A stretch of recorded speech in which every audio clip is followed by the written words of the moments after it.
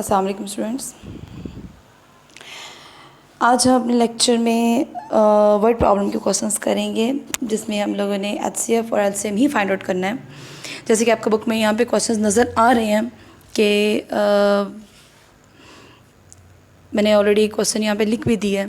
The HCF of two numbers 525 and 1155 is 105 find the LCM. ठीक है, हम लोग मैं यहाँ पे 2 क्वेश्चंस करवाऊंगी, उससे रिलेटेड 2 क्वेश्चन आप खुद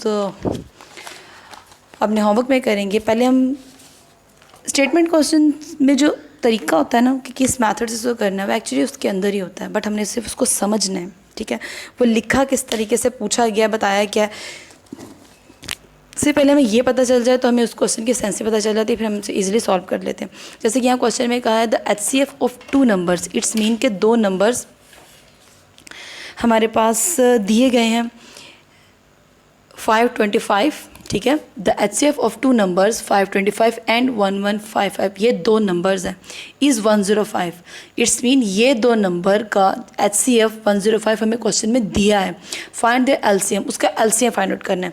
पहले तो हमारे पास क्वेश्चन आ जाता है कि हमने इसको लिखना है, जैसे कि आपको बताया गया कि स्टेटमेंट वाले क्वेश्चन स्टेटमेंट बनानी पड़ती है, लिखनी पड़ती है, और स्टेटमेंट बनानी इतनी मुश्किल नहीं है। हम उसको खुद ही हर चीज़ को मुश्किल समझते हैं। अगर आप उसको इजी समझ के करें तो कोई भी चीज़ मुश्किल नहीं है। ये सारा क्वेश्चन दिया है कि 2 नंबर्स हमें दिए हैं, एचसीएफ की वैल्यू दी है, जस्ट हमने एलसीएम निकालना है। एक फार्मूला है, वो मैं आपको बताऊँगी, क्लियर हो जाएगा आपको कैसे करते हैं। ओके, हम स्टार्ट करते हैं क्वेश्चन पहले। ओके, जो चीज़ हमें दी गई है हमने पहले वो यहाँ पे मेंशन भी करनी है, जो कि हमें दिया गया है 2 नंबर्स। तो हम करते हैं लेट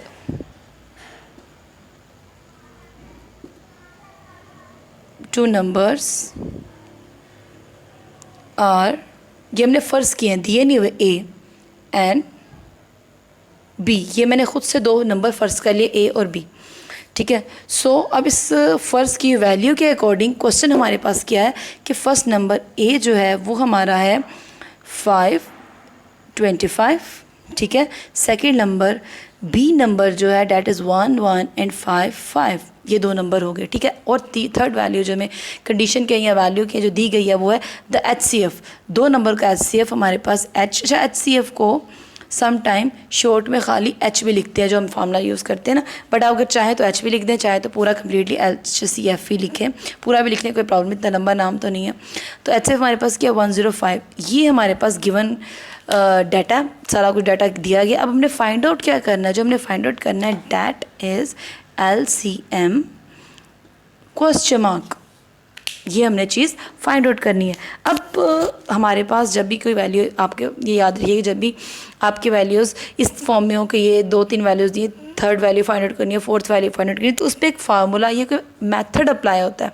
वो फार्मूला या मेथड आपने लाजमी मेंशन करना है। जैसे वी नो डैट, हम जानते हैं कि एलसीएम मल्टीप्लाई, मैंने अभी आपको बोला ना एक फार्मूला है, ये वो फार्मूला है, multiply by HCF that's equal to A multiply B. It's mean कि एलसीएम को मल्टीप्लाई किया जाए एचसीएफ से और 2 वैल्यूज़ को मल्टीप्लाई किया जाए तो दोनों के वैल्यूज़ का आंसर क्या होता है, सेम, इक्वल। ये एक फार्मूला है। ठीक है, आपने इस फार्मूले को लेकर ये चारों क्वेश्चन जो आपके 4, 5, 6, 7 क्वेश्चन है, ये सॉल्व करने हैं। ठीक है, अब ये फार्मूला आपके पास है, इतना जो है ना मेथड तरीका, ये क्वेश्चन नंबर इसमें 5 में भी ये अप्लाई होगा, इवन कि 6 में भी ये अप्लाई होगा। कभी क्या कहा जाएगा कि फाइंड आउट करनी चाहिए, 4 वैल्यूज़ है टोटल, और हमारे पास क्वेश्चन में कभी 3 वैल्यूज़ ये दी जाएंगी, एलसीएम फाइंड आउट करना है, कभी हमें एचसीएफ फाइंड आउट करना है, बाकी 3 वैल्यूज़ दी जाएंगी, कभी हमें बी फाइंड आउट करना है, बाकी 3 वैल्यूज़ दी जाएंगी, कभी हमें ए फाइंड आउट करना है, बाकी 3 वैल्यूज़ दी जाएंगी। हमने मेथड यही यूज़ करना है, सेम एज यही, जो फाइंड आउट करना है उसे हमने एंड में लिखना है। जब भी कोई वैल्यू फाइंड आउट की जाती है ना, जो निकालनी होती है, हमारे पास नहीं होती, वो हमेशा एंड में लिखी जाती है, दी गई वैल्यूज़ ऊपर लिखी जाती हैं।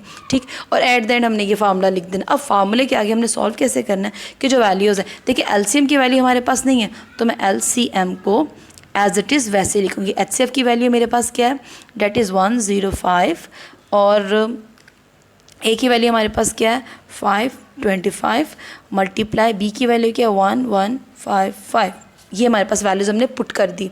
अब क्या आता है कंडीशन कि हमें इतनी बार काफ़ी बार ये चीज़ बताई गई है कि जब वैल्यूज़ फाइंड आउट की जाती हैं तो जो वैल्यू फाइंड आउट की जाती है ना, आपने सिर्फ सॉल्व करने का मेथड तरीका अपने जहन में ये रखना है।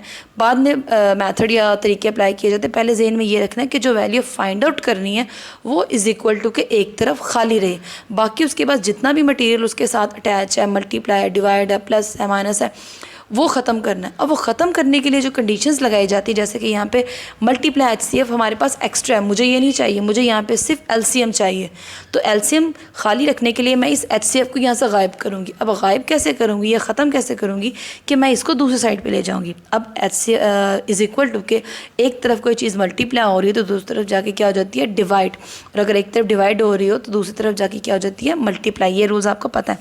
अब ये मल्टीप्लाई हो रहा है, इसको जब मैं उस साइड पे लेके जाऊंगी तो मेरे पास यहाँ पे एलसीएम खाली रह जाएगा जो कि मुझे चाहिए। बाकी ये 5 to 5 इसको मल्टीप्लाई भी नहीं कर रहे, ठीक है, ये ऐसे ही रह गया।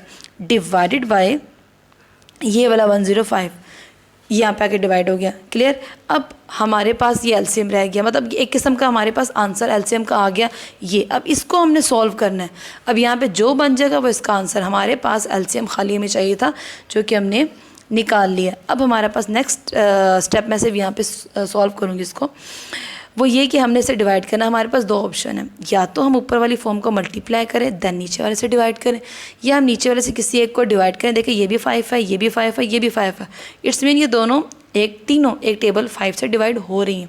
हम 5 से भी डिवाइड कर सकते हैं, वो डिवीजन थोड़ी लंबी जाएगी। हम क्या करते हैं, 105 को पहले 525 से डिवाइड करते हैं। अगर ये विदाउट किसी पॉइंट के इजीली डिवाइड या रिमाइंडर के सॉल्व हो रही है तो हम इसे कट कर देंगे, क्योंकि हमें 105 का टेबल फॉर एग्जांपल नहीं आता, तो हम या तो 105 का टेबल लिखेंगे, सॉल्व देखेंगे कि आंसर आता है कि नहीं, या फिर हम इसको डायरेक्टली डिवाइड करें। अगर ये नहीं होता तो फिर इससे डिवाइड करेंगे। पहले हम इसको करते हैं।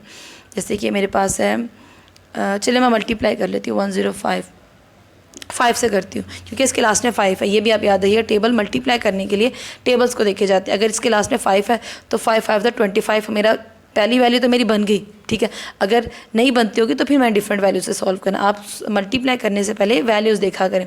5 25, 5 0 0, सॉरी ऊपर से 2 जो कैरी दिया था 2, 5 1 5। देखिए एग्जैक्टली 5 से मल्टीप्लाई करें तो 525 एग्जैक्टली मेरा आ रहा है। तो मैं क्या करूँगी, मैं इसे इतने रूल्स पे नहीं जा रही, मैं 5 1 5, सॉरी 105 1 सेम, देन ये 5, ये छोटा सा 5 लिखा है। LCM डेट्स इक्वल टू 105 को 5 से मल्टीप्लाई करें तो 525 आता है। तो कटिंग करके ये 5 और 1 1 5 5, ये आंसर। अब हमने इसको जस्ट मल्टीप्लाई करना है तो हमारा आंसर आ जाएगा। मल्टीप्लाई कर दिए, 5 25, 2 5 27 5 6 7, okay ji, 5 7 7 and 5, this is the LCM of these values। In values को सॉल्व करके ये इसका LCM आ गया। मेरा नहीं ख्याल कि प्रीवियस क्वेश्चन के निस्बत ये मुश्किल है। सारा गिवन डाटा दिया है, जस्ट एक वैल्यू लेनी है, सॉरी एक फार्मूला यूज़ करना, उस फार्मूले के अकॉर्डिंग सारे क्वेश्चन को सॉल्व करना है। ओके, अब मेरे पास अब मैं आपको क्वेश्चन करवाने लगी हूँ। अच्छा, 5 और 6 सेम इसी पैटर्न से होगा, वो मेरा नहीं ख्याल कि आपको करवाना चाहिए। मैं आपको क्वेश्चन नंबर 7 करवा रही हूँ, ठीक है, वो भी इसी तरीके से है। पहले मैं इसको रेज कर लूँ।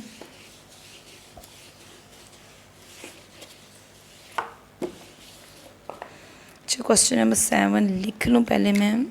Question number 7 is the HCF of two numbers, the HCF of two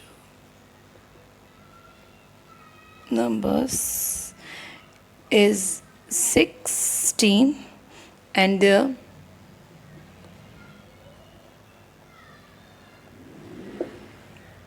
इतना ज़्यादा ही ऊपर हो गया, their product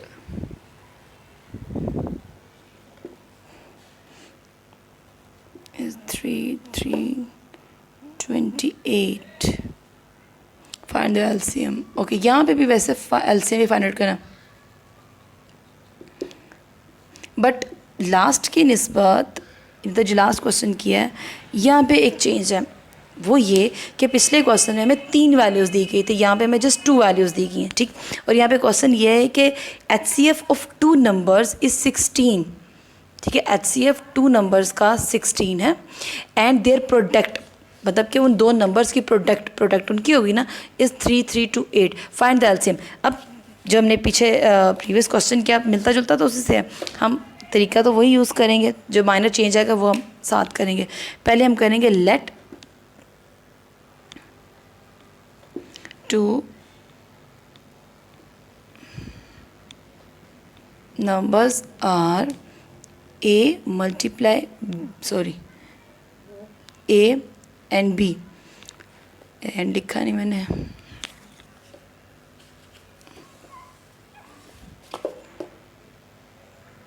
एंड B।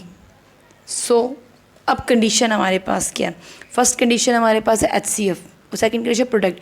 पहला कंडीशन है HCF हमारे पास डेट्स इक्वल टू 16 दिया गया एंड देयर प्रोडक्ट, ये प्रोडक्ट नंबर्स की प्रोडक्ट है, मतलब इन दोनों की product A multiply by B, ये कंडीशन हमें दी गई है, डेट इज़ 3, 3, 28, ठीक है। पहले क्या था, हमें A की वैल्यू अलग थी, B की वैल्यू अलग थी। यहाँ पे हमारा जो फार्मूला आता है उसमें 1 मल्टीप्लाई B आता है ना, ये डायरेक्टली उसकी वैल्यू दी गई है। हमने फाइंड आउट क्या करना है, LCM। जैसे मैंने अभी आपको बोला कि सम टाइम आपको 2 वैल्यूज़, लास्ट तीनों क्वेश्चन में आपको 3 वैल्यूज़ दी जाएंगी, 1 फाइंड आउट करनी है, बट इस क्वेश्चन में आपको 2 वैल्यूज़ दी गई हैं, तीसरी आपको फाइंड आउट करनी है, मीन्स चौथी पे जाना नहीं, क्योंकि जो 2 वैल्यूज़ ऑलरेडी मल्टीप्लिकेशन है, एक्चुअली ये भी हमारे पास 3 वैल्यूज़ हैं, 2 ये और 1 ये, 4th हमने निकालनी है। अब जैसे कि हमने क्वेश्चन लास्ट में भी किया था, देखिए मैंने इसमें कोई चेंज नहीं किया, सेम वही तरीका होगा। वी नाउ डैट, हम जानते हैं कि LCM multiply by HCF is equal to A multiply by B, ठीक है। हमारे पास A मल्टीप्लाई B की वैल्यू ऑलरेडी दी गई है, डैट इज़ 3, 3 to 8, और HCF की वैल्यू है 16 और LCM तो हमने फाइंड आउट करना है, ठीक है। अब हम क्या करेंगे, अब देखिए ये मल्टीप्लाई है, मुझे यहाँ पे लेकर आना है, तो यहाँ पे आके क्या हो जाएगी ये चीज़, डिवाइड, तो ये बन जाएगी 3, 3 to 8 डिवाइडेड बाय 16। इसे सिंपली 16 से डिवाइड करेंगे, कोई इतनी मतलब प्रॉब्लम नहीं कि मुश्किल नहीं, सिंपली डिवाइड करेंगे आंसर आ जाएगा। देखने में क्वेश्चन ये सबसे मुश्किल है, बट एक्चुअली सबसे ईजी है, आप जस्ट आंसर लिखना है इसका। अब मैं इसको डिवाइड करती हूँ, 3, 3, 28 को डिवाइड करें हम 16 से, 16 का टेबल पढ़ते हैं तो 61 16, 16 2 32, तो 1 रिमाइंडर आया। अब ऊपर से उतरा 2। अब देखिए 16 का टेबल बड़ा है और 2 वैल्यू छोटी है, तो हम क्या करेंगे, तो 0 लगाएंगे। अब 2 स्टेप्स होते हैं, या तो आप 0 लगा के डायरेक्ट वैल्यू नीचे नोट कर लें, या 0, 0 लगा के उस वैल्यू को अगेन नोट करें, जो कि अब हम बड़ी क्लास में आ गए हैं, 6th क्लास में, तो उस क्लास में हम ये 0, 0 वाला मेथड अप्लाई नहीं करते, हम डायरेक्ट करते हैं कि 0 लगा दिया, तो यहाँ पे 0 का मतलब होता है कि हमारे टाइम 2 वैल्यूज़ को सॉल्व करेंगे, तो 2 ऑलरेडी थी, तो ये नेक्स्ट हमने सॉल्व कर ली, मतलब 2 से ज़्यादा वैल्यूज़ को सॉल्व करें कि 2 वैल्यूज़ के साथ सॉल्व करें, तब हम 0 लगा देंगे। तो 16 का टेबल पढ़ें कि 128 है, 16 का टेबल 8 तक पढ़ा जाए तो 128 डायरेक्टली आता है। सो हमारे पास आंसर क्या हुआ, 208। बस इसमें कोई मुश्किल मेरे ख्याल में पिछले इसकी निस्बत ये ज़्यादा इजी है, ठीक है। क्वेश्चन जितना, ये भी याद रखिए, मैं हमेशा ये चीज़ कहती हूँ कि क्वेश्चन की स्टेटमेंट जितनी कॉम्प्लिकेटेड होती है, क्वेश्चन उतना ही इजी होता है, ठीक है। और जो क्वेश्चन समटाइम होते हैं कि बहुत इजी लगते हैं, वो उतने ही लेंथी जाते हैं, ठीक। अब प्रीवियस क्वेश्चन की निस्बत ये ज़रा कॉम्प्लिकेटेड लग रहा था कि 2 वैल्यूज़ हैं, बट उतना ही ईजी है। अब आपने ये करना, आपका होम असेसमेंट टास्क ये है कि आपने 5 और 6 क्वेश्चन खुद करना है और उसकी पिक्चर क्लिक करके व्हाट्सएप ग्रुप में सेंड करनी है, ताकि हम चेक कर सकें। इससे रिलेटेड जो भी क्वेश्चन या कोई प्रॉब्लम हो तो वो आपने हमें बता देनी है, ताकि हम उसको भी क्लियर करें।